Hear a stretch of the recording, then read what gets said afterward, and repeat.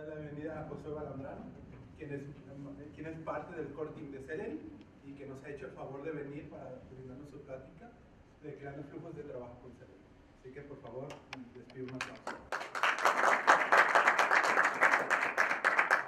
Soy una pequeña parte del core. Pero parte. Sí. Bueno, una cosa que les iba a decir también es, si tienen alguna pregunta, alguna duda en lo que se está pasando aquí en las Filipinas o algo así, levante la mano, porque he estado tratando de traducir todos los diferentes conceptos y hay algunas palabras que a lo mejor no estoy seguro que todavía. Pero vamos a comenzar con una pequeña vista en qué es Celery y más o menos cómo funciona. Celery es una librería que nos ayuda a correr el código asincrónicamente y también es algo que nos ayuda a correr ese código distribuidamente. Porque hoy en día, por ejemplo, tenemos todas estas nuevas librerías en Python, específicamente, bueno, principalmente en Python 3.7, donde ya podemos correr muchas cosas sincrónicamente. Entonces, ¿por qué todavía está el uso de Celery? Porque también nos ayuda en correr cosas distribuidamente, que significa entonces diferentes otras computadoras que pueden tener acceso a diferentes cosas, como otras bases de datos, o a lo mejor otros archivos, o más memoria. También Celery nos ayuda a implementar una política de reintento cuando sea que una tarea no se ejecute bien o cuando sea que hay un error por el estilo. Entonces ya hay algo implementado alrededor de todo eso que ya nosotros solamente lo tenemos que configurar. Y por último nos ayuda también a guardar los resultados, que no siempre se necesita guardarlos, pero cuando lo necesitamos guardar, entonces es algo también que ya está implementado por nosotros y de diferentes maneras. Este es más o menos un esquema de cómo funciona Celery. Entonces, al principio siempre tenemos nuestro productor, que es nuestra aplicación principal. Entonces va a ser, por ejemplo, una aplicación web o puede ser cualquier cosa que esté corriendo, que ese es el proceso donde están todas las tareas definidas y todas las funciones y el código que se va a correr. Después, puede ser en la misma máquina o puede ser en otras diferentes máquinas virtuales o en otros servidores o como se necesite configurar. Ahí en otras máquinas es donde podemos correr nuestros trabajadores o nuestros workers, nuestros procesos workers, y estos son los que en realidad van a ejecutar el código que está en las tareas que ya habíamos definido anteriormente. Entonces, en cada uno de estos procesos no es solamente un solo proceso, sino que adentro de estos tenemos estos otros, que es primero un proceso principal y luego tenemos otros varios procesos que ya son los workers. El proceso principal actúa como un administrador de todos los demás pequeños procesos y ese es el que cuando sea que uno de los otros procesos se cae o ya nada más deja de funcionar, entonces lo vuelve a reiniciar y ese es el proceso. El proceso principal es el que responde a todas estas cosas que son como comandos distribuidos, cuando por ejemplo estamos viendo algún heartbeat o cuando le decimos estamos tratando de hacer un ping a los diferentes workers y todo eso. El proceso principal es el que se dedica a hacer eso. Y también se dedica a hacer un round robin en todos los diferentes otros subprocesos para decirles, sabes que esta siguiente tarea tú eres el que la va a ejecutar o este otro proceso, etc. Entonces eso es algo un poquito importante de comprender más o menos cómo es que se ejecuta. Y algo también bastante importante en este esquema es que nos tenemos que como dar la idea que en Celery, cuando sea que estamos ejecutando algo, desde nuestra aplicación principal es donde le decimos a Celery, ejecuta esta tarea, pero cuando en realidad se está ejecutando, el código que está ejecutando está totalmente en donde estos procesos workers están corriendo. Y por último, todo esto se comunica por medio de un backend o un transport, que usualmente es algo como RabbitMQ o puede ser algo también como Redis. Y son los diferentes nombres porque el transport en realidad es el que se utiliza para mandar todos estos diferentes mensajes y el backend es lo que se le llama en la base de datos donde se van a guardar todos los resultados, que puede ser Redis o puede ser cualquier otro. Oye, Josué, tanto el productor como los workers deben tener acceso al backend, ¿no?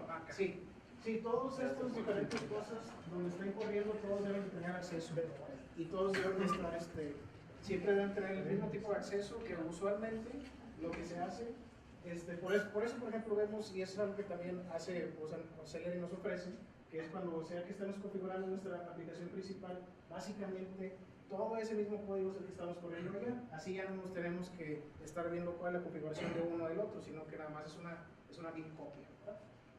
Porque estos dos que se están comunicando con el transport con el backend tienen que tener el mismo tipo de acceso.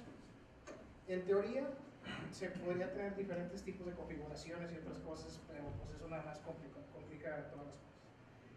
Ahora vamos a empezar con algo que en realidad es como el corazón y es así como que las bases de crear flujos de trabajo con Celery, y se llaman signaturas o parciales. Signaturas también pueden ser firmas, pero matemáticamente es más conocido como signatura. Estos son muy similares a los parciales en Python, que es básicamente cuando tú defines una función con unos parámetros específicos, y eso ya nada más lo guardas en un pequeño objeto. Ese objeto ya después lo puedes correr, y cuando lo llamas a ese objeto, entonces siempre se va a estar llamando la función que había definido con los argumentos que había definido. De esta manera, con esta idea podemos ver que las tareas en Celery básicamente, están basados en esa idea. Entonces, por ejemplo, aquí tenemos esta tarea y creamos aquí una asignatura de la tarea esta que está en project.tasks.nettask. Entonces, todo eso, aquí como vemos, por ejemplo, no estamos importando esa tarea en específico. Nada más le estamos diciendo a Celery que cree una asignatura que representa eso. Entonces, después aquí podemos ver abajo en el comentario, en realidad, esto que es lo que representa. Y lo que representa es como si estuviéramos ejecutando esta función, que es la que estamos especificando ahí, con estos atributos, que pueden ser posicionales o pueden ser por medio de nombres. La otra cosa también es que estas asignaturas son fácilmente serializables, porque tenemos que entender que cuando se crean estas asignaturas eventualmente se van a mandar a los workers, y se mandan de manera en que primero se serializan y luego se mandan por medio del transport, que puede ser, como habías dicho, RabbitMQ, puede ser Redis, o puede ser inclusive una base de datos, etc. Y por eso tienen que ser fácilmente serializables. Entonces aquí podemos ver, por ejemplo, aquí a la derecha, como la asignatura que acabamos de crear es fácilmente traducida en un objeto JSON. Y de esta es la manera en la cual básicamente Celery se comunica entre los diferentes procesos que tiene. La otra cosa también es que estas asignaturas tienen la habilidad para definir opciones, como habíamos dicho, los argumentos que tienen, pero a estas opciones a las que me refiero son las opciones específicas de Celery. Entonces, por ejemplo, tú puedes crear una tarea al cual le estás diciendo a Celery qué es lo que va a ejecutar, qué función, con qué argumentos, pero también lo puedes mandar a diferentes listas, o le puedes poner una prioridad diferente. Entonces, todo eso es como tener una imagen en tiempo, ¿verdad? Que esté así nada más congelado ahí, y Celery ya sabe cómo serializar eso y cómo mandárselo a sus workers, que son los que eventualmente tienen que leer todas estas opciones. Entonces, por ejemplo, aquí estamos creando una lista personalizada, y aquí estamos diciendo que esa tarea tiene que ser mandada a esta lista. Después los procesos workers son los que van a estar escuchando en diferentes listas, y entonces ya van a agarrar estas tareas que eventualmente van a ejecutar. Y también estas asignaturas nos dan la habilidad para unir parámetros u otras opciones que podemos utilizar. Como estamos hablando de Celery, pero la cosa es que también podemos, al unirlas me refiero a que se pueden sobreescribir o se pueden modificar una vez después de que ya creamos esta firma o esta asignatura. Entonces, por ejemplo, aquí al principio estamos creando la firma de la tarea task, _s, y eventualmente esto lo que significa es nada más que va a tener estos diferentes argumentos, que es un ID de un modelo y el título, ¿no? Eso es nada más un valor que podemos tener. Pero después esta misma asignatura, al usar apply async, también podemos especificarle que se vaya a otra lista que va a ser personalizada de nuestra aplicación.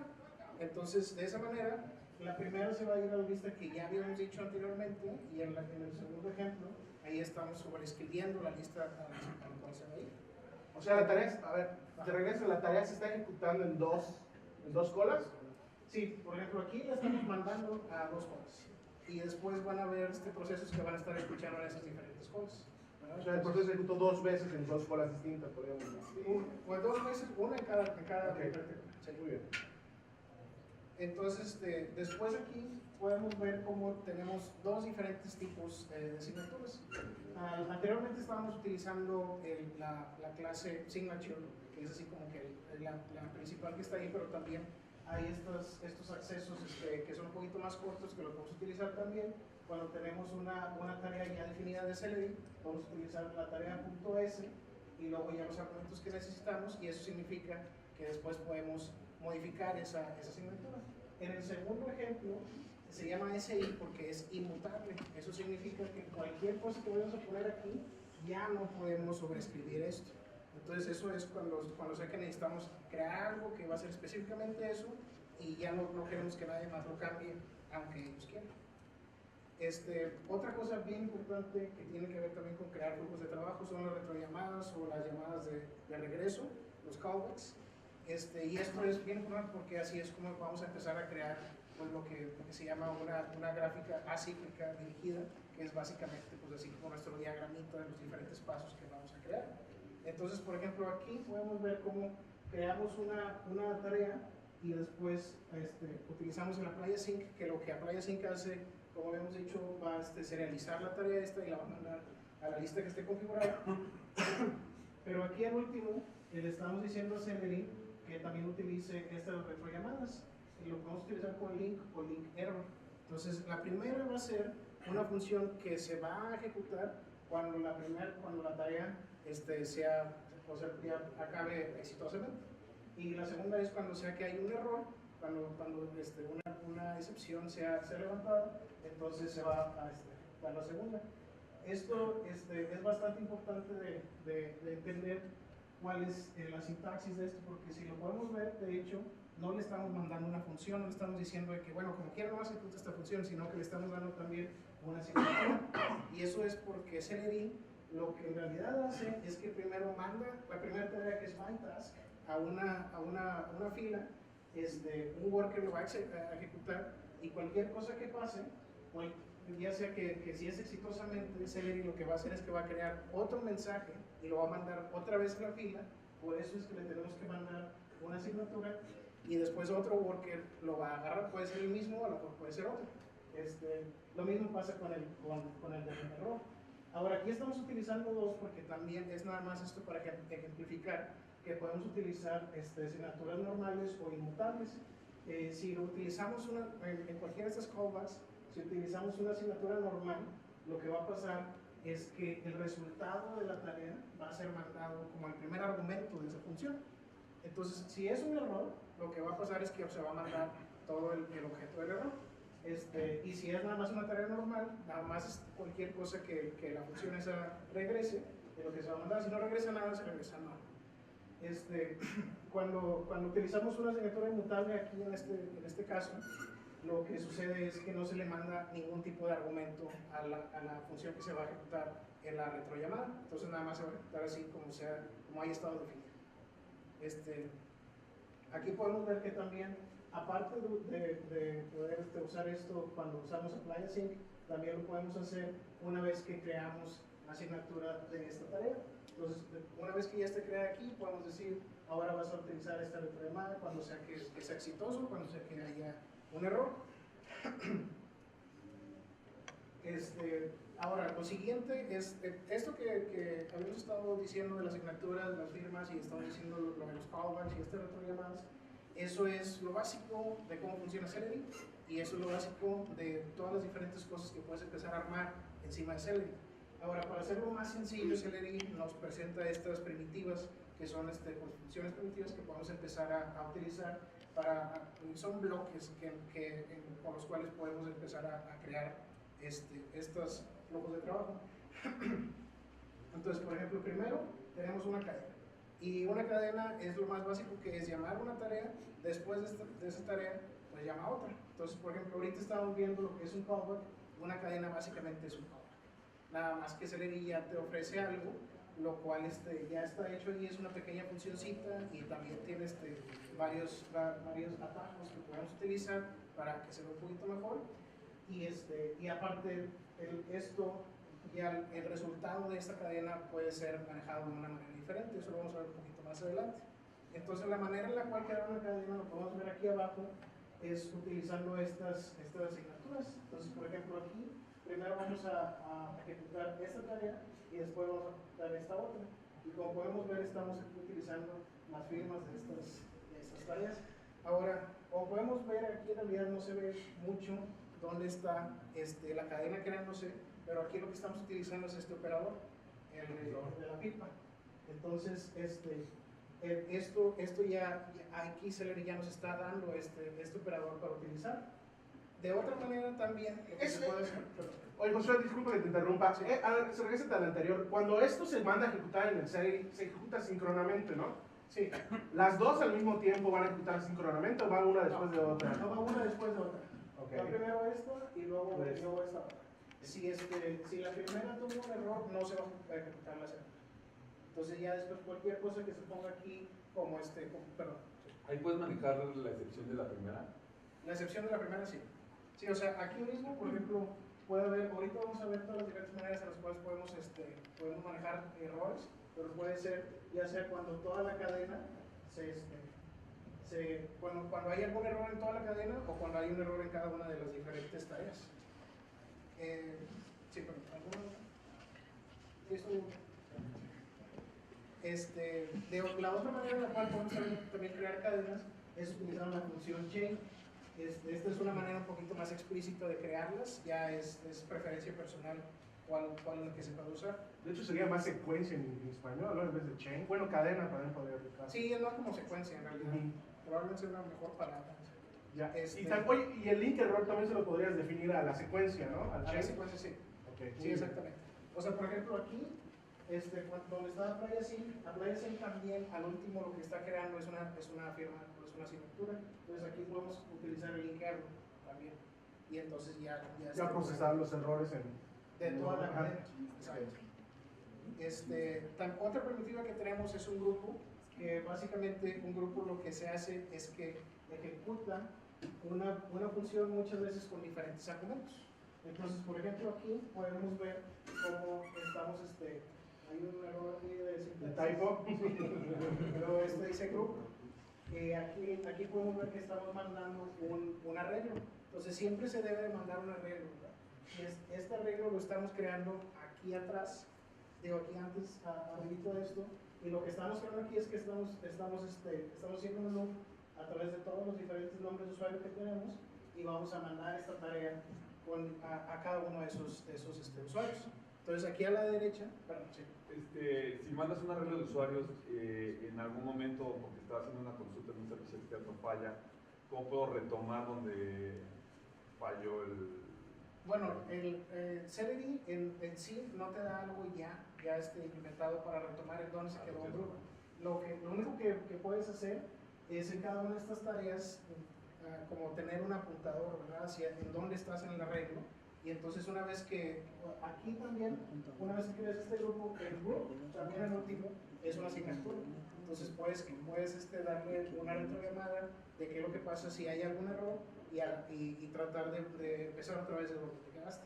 Pero digo, sí entiendo el concepto, pero en términos de buenas prácticas, ¿no sería mejor, o es consulta, ir haciendo como persistente el estado de cada ejecución?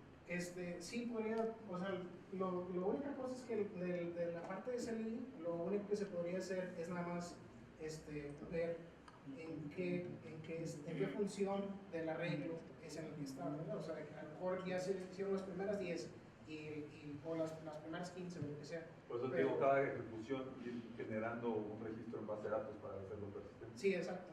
Entonces, algo así se podría hacer. Eso todavía no está completamente implementado en grupos, pero así en lo que ya tiene Celery, pero es algo que de hecho podría ser algo muy bueno para agregar. Entonces, sí, en GitHub, pues, la única cosa de eso es que también el hecho de retomar en dónde se quedó un grupo no significa lo mismo para todo el mundo. Sí. Entonces, si es algo muy, muy personal, pues sí habría que hacer algo más allá. Pero mantener ese apuntador sí es una buena idea. Otra primitiva que tenemos aquí también es un acorde, y aquí también podemos ver que es cuando ya empezamos a juntar diferentes cosas. Entonces un acorde es básicamente un grupo que después de que todo se ejecuta muy bien ahí en ese grupo, ejecutamos un callback o una retrollamada, que puede ser cualquier otra función, inclusive puede ser otro grupo y otras cosas, aunque eso también hay que tomar nota aquí que funciona mejor en la última versión que en versiones pasadas. En versiones pasadas no podías llamar a un grupo después de otro grupo, tenías que llamar una tarea la cual llamara a otro grupo, pero eso ya está arreglado en las últimas versiones. Entonces aquí podemos ver en un acorde, se le llama que es algo que está constituido por un encabezado y por un contenido.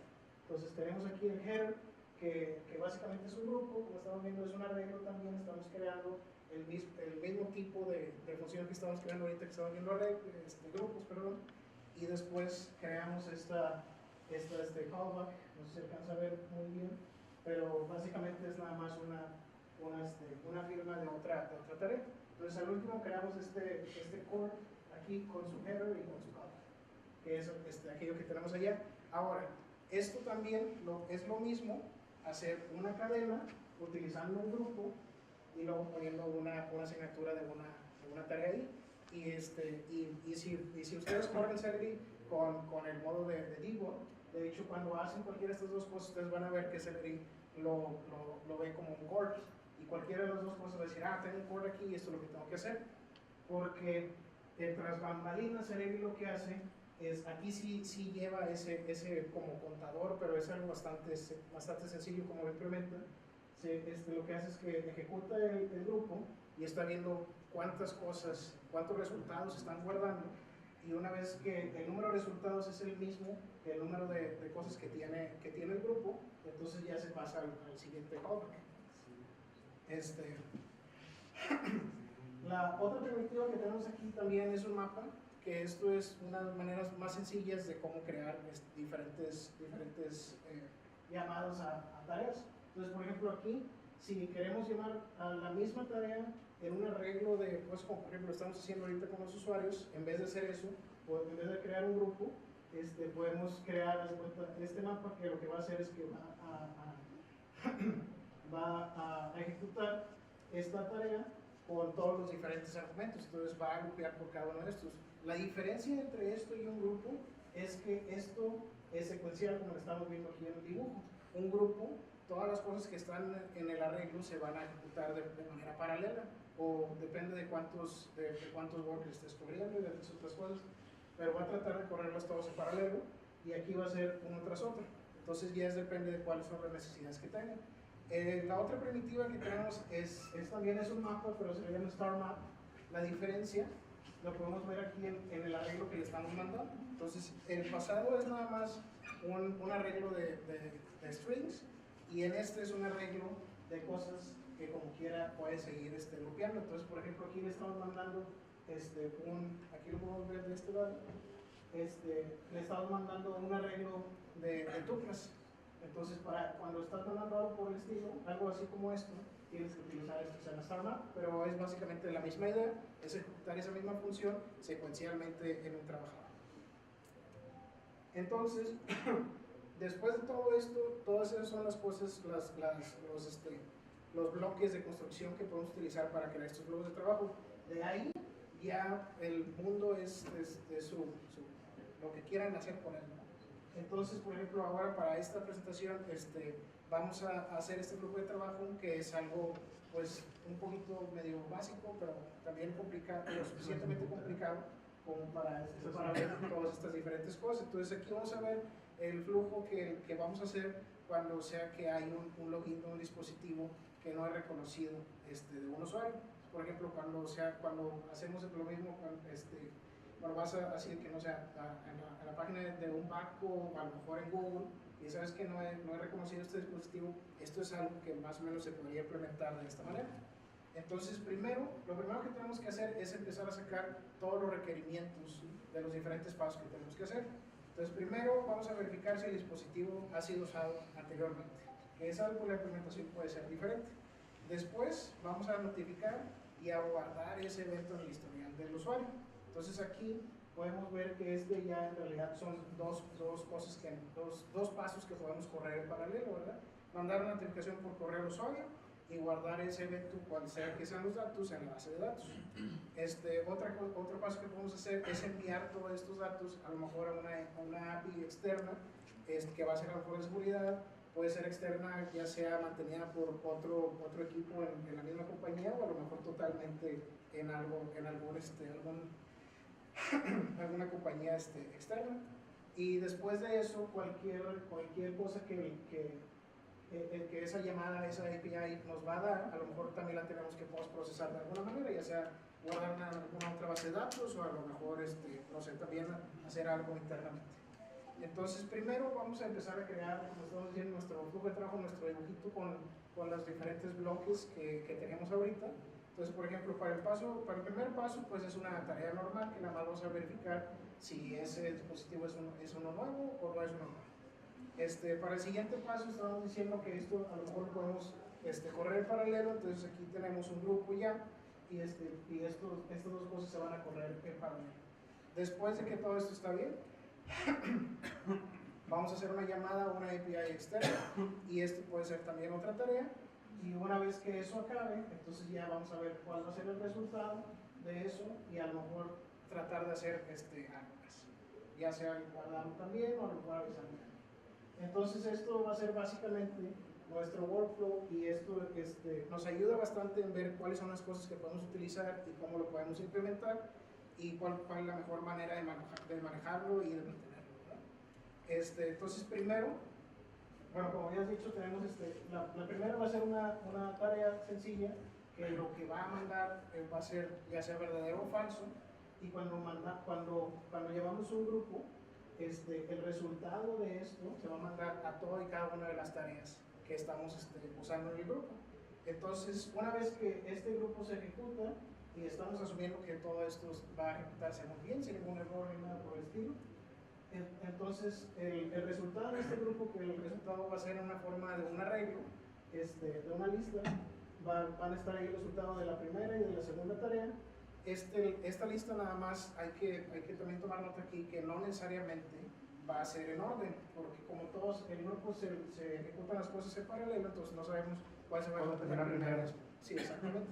Entonces hay que tomar en cuenta eso. Después de esto vamos a llamar callback, que aquí pues tenemos un pequeño acorde, y el resultado de eso se va a mandar a la última tarea, y ya después aquí podemos hacer cualquier otra cosa.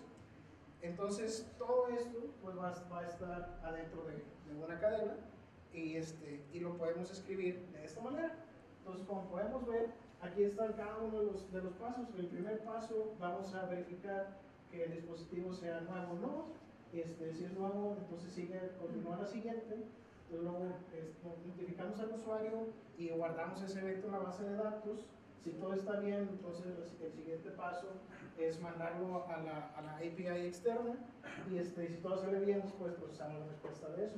Y así es todo ese flujo de trabajo, así es como lo podemos tener. Ya después, las implementaciones de cada una de estas tareas pues debe depender de los requerimientos que tengamos.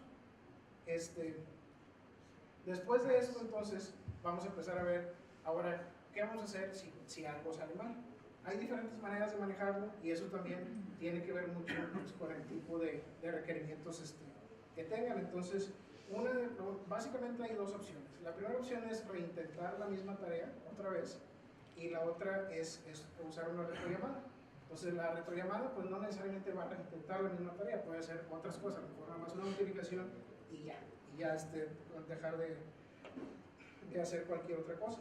Entonces, por ejemplo, cuando estamos reintentando la tarea, aquí en esta cadena podemos implementar algo que le digas a alguien, ¿sabes qué? Si hay algún error, y puedes especificar qué errores, o lo puedes hacer manualmente, o puedes decir, reintenta esta tarea múltiples veces. Entonces le puedes poner ahí hasta cuántas veces va a ser lo máximo para intentarlo.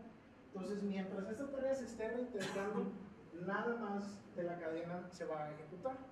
Celery va a esperar hasta que una de dos cosas pasen, ya sea que sea exitoso eso, o que se llegue al límite de las veces que se puede reintentar esa tarea, y si llega al límite, entonces Celery nada más avienta un error y dice ya voy a continuar. También se le podría mandar instrucciones para que lo intente modificar. Sí, pues lo que pasa cuando es un reintento, entonces tú adentro de la tarea ya tienes acceso a cuántas veces se ha reintentado esa tarea. Entonces en tu mismo código puedes decir, bueno, si esta es la segunda o tercera o cuarta vez que reintento esto, entonces déjame modificar esto. ¿Sí me explico? Entonces, por ejemplo, aquí tenemos esta tarea y esta es la manera en la cual lo podemos hacer manualmente.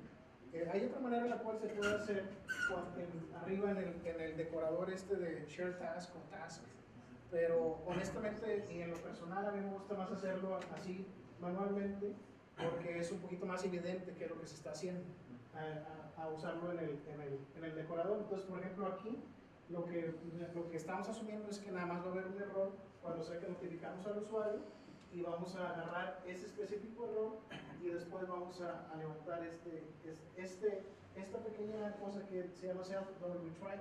Eso es algo que también se ha implementado por Celery. Es una excepción, sin embargo es una excepción que ya trae diferentes cosas ahí que Celery utiliza para volver a reintentar esa tarea. Entonces, una cosa bien importante aquí es el acceso a este self, porque estas tareas usualmente nada más son funciones, no son clases, entonces no son métodos. Entonces no tenemos acceso a self, pero si podemos ver en el decorador estamos utilizando bind goes through, y eso significa que Celery va a mandar la instancia de la tarea esta como el primer argumento. Entonces ahí ya tenemos acceso a self. Entonces, por ejemplo, aquí lo que estaban preguntando, aquí mismo en este self, no recuerdo exactamente la sintaxis, pero creo que es algo como self.request.retries. Ahí es donde puedes ver cuántas veces se ha intentado esa tarea y hacer algo al respecto. También aquí, si vemos, le estamos mandando la excepción a este retry. Y eso es porque también en la siguiente reintentada podemos ver cuál fue el último error y hacer algo al respecto. Entonces ya depende de la implementación así. Y con eso puedes controlar que no entre en un loop infinito, ¿no? Sí, exacto. Correcto. Entonces, básicamente, la siguiente manera en la cual podemos manejar este error es llamar a alguna otra función. Entonces, la única cosa acerca de eso es que una vez que esa otra función es llamada, entonces Celery ya no va a continuar con esta cadena, ¿verdad? Ya nada más va a llamar a otra función y ya sería dependiente de esa función o de esa otra tarea si se vuelve a crear esta cadena o no. También se pueden crear cadenas adentro de tareas, es un poquito más complicado y cosas a lo mejor se pueden romper ahí, pero lo único que se tiene que tomar en cuenta ahí es que es no esperar que una tarea acabe adentro de otra tarea, porque luego entonces nada más puedes bloquear todos los diferentes recursos que tienes. Entonces, la manera en la cual podemos hacer eso es con los callbacks que estamos viendo. Por ejemplo, aquí para una asignatura está on error, o también podemos utilizar blink error. Hay diferentes maneras de cómo hacer esto. Ya depende de lo que uno quiere usar. Entonces aquí, por ejemplo, tenemos ese handler. Y cuando sea que esto pase, estamos diciendo que lo que Celery manda a esa retrollamada es el objeto de la excepción. La única cosa aquí es que en realidad no es el mismo objeto, es un objeto que como quiera Celery ya lo está procesando. Entonces no va a tener todas las mismas cosas que tiene esa excepción. Sí va a tener cuál es el traceback y va a tener también cuál es el mensaje, pero no necesariamente va a tener todos los demás diferentes atributos que ustedes vayan a crear en una excepción, excepción que ustedes mismos escriban. Entonces hay que tomar en cuenta eso también, de cuáles son las cosas que se pueden manejar ahí y qué es lo que se puede hacer ahí, eso también pues ya depende mucho de los requerimientos. La otra cosa es que también en los grupos funciona de la misma manera. Cuando estamos corriendo un grupo, también podemos reintentar una tarea que tuvo algún error, y lo que va a pasar es que Celery no va a continuar el siguiente paso hasta que no esté todas las tareas de un mismo grupo terminadas, ya sea exitosamente o con algún error. Entonces, por ejemplo, aquí, supongamos que la tarea de notificación todo sucede bien, pero al guardar el elemento en la base de datos, pues la base de datos está caída, entonces se va a esperar un poquito y supongamos que lo intenta unas 3 o 4 veces. Entonces, esta cadena no va a continuar el siguiente paso hasta que no termine esta última tarea del grupo. Es algo bien importante también en reintentar tareas es que es siempre bueno no reintentarlo exactamente cuando existe un error. Siempre es bueno hacer lo que se llama un exponential back, que es así como irnos hacia atrás exponencialmente. Y básicamente lo que significa es que cuando existe un error y se reintenta otra vez la tarea, se le puede decir a Celery que lo reintente en 10 segundos en el futuro, o a lo mejor un minuto, algo por el estilo. Entonces, y en la segunda vez pero en la tercera vez que se reintenta, entonces en vez de 10 segundos van a ser 30 segundos, y la cuarta a lo mejor van a ser 40 segundos. Entonces, de esa manera, si algo pasa, como por ejemplo aquí, que a lo mejor la base de datos tuvo algún error y no está corriendo, pues entonces no vas a estar cada segundo nada más aventando la base de datos y tratando de ver a ver si ya está ahí, sino que, bueno, déjame esperarme 10 minutos, y luego 20, y luego 30, y luego 40, y si no, pues entonces ya no funcionó nada. Siempre es bueno hacer eso. Y aparte de poder reintentar una sola tarea aquí en el grupo, también podemos hacer un callback, pero de todo el grupo. Lamentablemente aún no se ha implementado algo donde se pueda reintentar todo el grupo en sí, y eso tiene también mucho que ver. Sí se puede implementar algo así, la única cosa es que también tiene mucho que ver con todos los diferentes usuarios de esta librería, porque al volver a reintentar todo esto, pues puedes entrar en un momento en el cual estás duplicando datos o algo por el estilo. Entonces también eso es algo muy importante, que todas estas tareas que se están ejecutando aquí tienen que no, o verificar que no se estén duplicando las cosas que se están haciendo. Matemáticamente se llama que sean indepotentes. Eso significa que ya sea que lo corras una o 1000 veces, el resultado siempre va a ser lo mismo. Pero no siempre es posible eso. O sea, hay muchas veces que a lo mejor pues no podemos implementar eso por alguna cosa externa a nosotros. Entonces, por eso Celery también da algo bastante básico para toda esta cosa de reintentar cuando sea que hay un error, para así que el usuario tenga este conocimiento o que el usuario pues tenga cuidado con todo eso de reintentar estas tareas. Entonces, al momento de reintentar algo en un grupo, por ejemplo, aquí lo podemos ver también con el callback Pues aquí estamos creando un grupo con estas dos tareas y después estamos utilizando el link error.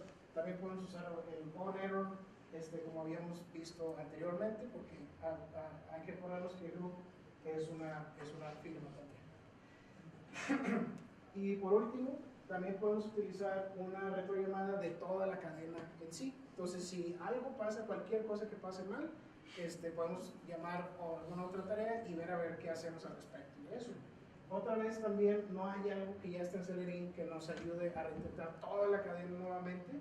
Eso sería lo que se tendría que implementar personalizadamente, y la razón es principalmente por eso. Pero si alguien tiene tiempo y quiere implementarlo y mandar un pull request, está bien. Entonces, la manera en la cual poner una retrollamada para una cadena es de esta manera. Entonces, al último podemos poner aquí un error, también podemos poner el link error, pero digo, a mí se me hace un poquito más evidente de esta manera.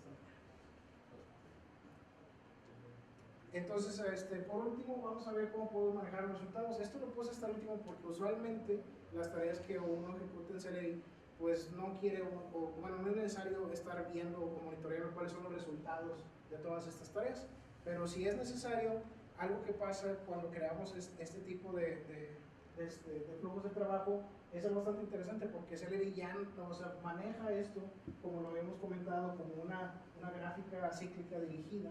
Entonces, Celery nos da todo esto para estarnos yendo paso a paso en cada uno de estos nodos. Entonces, al principio, por ejemplo, cuando es nada más una tarea, lo que tenemos aquí es una clase que se llama async result, que pues es el resultado asincrónico. Entonces, por ejemplo, lo podemos ver de esta manera. Cada una de las tareas que Celery ejecuta siempre le va a dar una identificación única. Esto es el numerote. Si tenemos ese numerote, si lo vemos en alguna base de datos, siempre podemos retomar los resultados. Bueno, siempre y cuando todavía esté en la base de datos, ¿verdad? Si no se han borrado o algo por el estilo. Si nada más tenemos eso, entonces podemos utilizar la misma aplicación que iniciamos de Celery, la instancia esa, para leer el resultado de esta manera. Entonces, le decimos a Celery que con esto le decimos a Celery que vaya y busque el resultado de esa tarea utilizando este backend y utilizando esta aplicación. Y eso es porque en esa instancia está toda la configuración que Celery necesita para ir y conectarse a la base de datos y para traer todas estas cosas. La otra manera que también la podemos hacer es que si ya tenemos, si podemos importar la tarea, entonces ahí mismo podemos utilizar el punto async result y eso nos va a dar lo mismo. Lo único es que pues este es un atajo que ya le va a mandar, ya va a inicializar esa instancia de esa clase con la configuración correcta. Entonces primero tenemos el async result y cuando sea que es un grupo, lo que tenemos aquí es un group result. Entonces esto es una lista nada más de múltiples, de dos o más async results. Entonces ahí mismo podemos hacer un loop sobre esa lista y podemos estar viendo cuál es cada uno de estos resultados. Si fue algún error o algo por el estilo, entonces el resultado va a estar vacío y vamos a tener acceso al traceback de qué fue lo que pasó ahí. Entonces en este pequeño objeto que nos da el resultado podemos ver cómo nos podemos ir para adelante y para atrás en toda esta gráfica y los diferentes nodos. Entonces, por ejemplo, en el primer resultado del async result, el que agarramos aquí, al accesar a punto result, ahí nos da exactamente lo que esa función nos regresó. Y por ejemplo, en el segundo ejemplo, lo que estamos haciendo ahí es que nos estamos yendo a cada uno de los hijos que tiene como nodos, ¿verdad? Entonces, por ejemplo, aquí, el async result de esta primera tarea va a tener como hijos, todas las demás de aquí. Entonces, van a ser tres diferentes resultados, porque el primero va a ser un group result, y luego va a ser otro task result, y luego otro task result. Perdón, async result. También nos podemos ir para atrás una vez que ya estamos más adentro de algún otro nodo, con el punto parts. Entonces ahí nos vamos para arriba y estamos viendo todas estas cosas. La otra cosa que también podemos ver es, que me gustaría mencionar, es acerca del group result, que funciona un poquito diferente al async result. Entonces, como habíamos dicho, es una lista de async results, pero esta clase por sí sola tiene diferentes cosas que nos ayudan también a analizar las cosas que tenemos ahí. Entonces, por ejemplo, al principio tenemos esta función que se llama ready, la cual nos va a decir si todos los resultados adentro de ese grupo fueron exitosos, ya están listos y ya se acabaron de procesar. La segunda es si todos fueron exitosos. Y el tercero, el punto get, lo que va a hacer ahí es que va a traer todos los resultados esos de la base de datos. Porque al principio, cuando uno tiene nada más esta apuntadora al group result, en realidad nomás es una apuntadora hacia dónde están cada uno de los resultados adentro de ese grupo. Al hacer el punto get, entonces ya traemos todos estos. También podemos utilizar este punto join, que lo que hace es que nos va a traer todos los resultados de ese grupo y se va a esperar esa función hasta que todas esas tareas acaben, si es que alguna de esas no ha terminado. Y básicamente eso es todo el contenido acerca de cómo crear flujos de trabajo.